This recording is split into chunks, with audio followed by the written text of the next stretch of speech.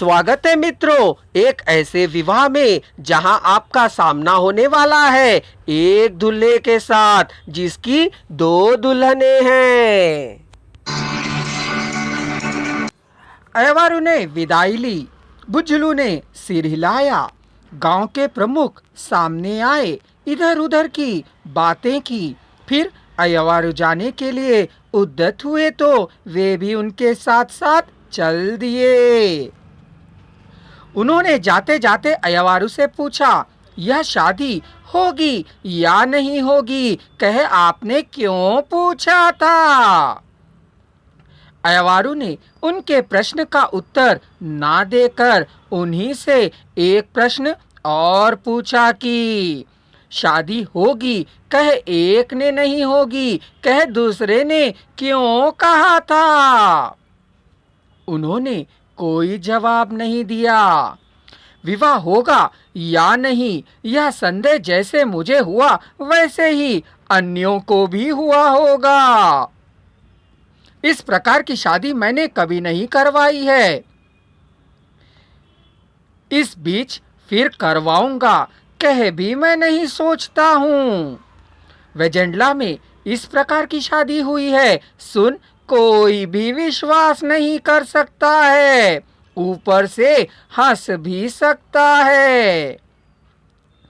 शादी मैं करवा रहा हूँ, ऐसा दिखाई पड़ने पर भी मैं नहीं करवा रहा हूँ।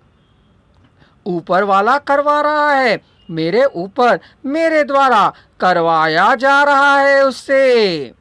इन सभी जैसा कि ऊपर वाला कहता है वैसे मैं कह रहा हूँ, जो कहता है उसे सुन रहा हूँ। हम सभी उसके हाथ की बस कठपुतली मात्र हैं। उसके द्वारा किए जाने वाले इन शादियों के पीछे उसकी कुछ ना कुछ मंशा रही ही होगी। यह व्यवस्था हमें अब नहीं मालूम होगी, आगे आगे जान पड़ सकता है, कभी भी ना जान पड़ भी सकता है। उस प्रबंध के बारे में जानकारी मिलने तक शायद हम ना भी रहें, लेकिन किसी बड़े उद्देश्य को लेकर ऊपर वाले ने हमसे वह शादी करवाई है। उसकी मंशा पूरी होनी चाहिए, उससे हम लोगों को, हमारे लोगों को मिलनी चाहिए, कह ईश्वर से प्रार्थना करता हूँ। हम लोगों को जन्म देकर पाल पोस कर हमारी रक्षा कर उसने ऐसा इंतजाम क्यों किया है? यदि वह सब विधि से पूरा हो तो हम जागृत हो सकते हैं, नहीं तो नींद की खुमारी में ही डूबे रहेंगे।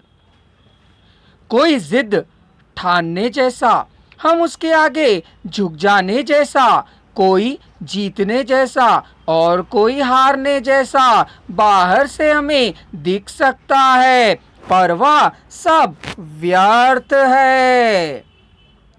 यह शादी हुई है ना हुई है, कह हमें क्या पता होगा? ऊपर वाले ने हमसे यह काम क्यों करवाया है, यह हमें कब पता चलेगा? जब हमें पता चलेगा तभी वह शादी संपन्न हुई है, कह समझ सकते हैं।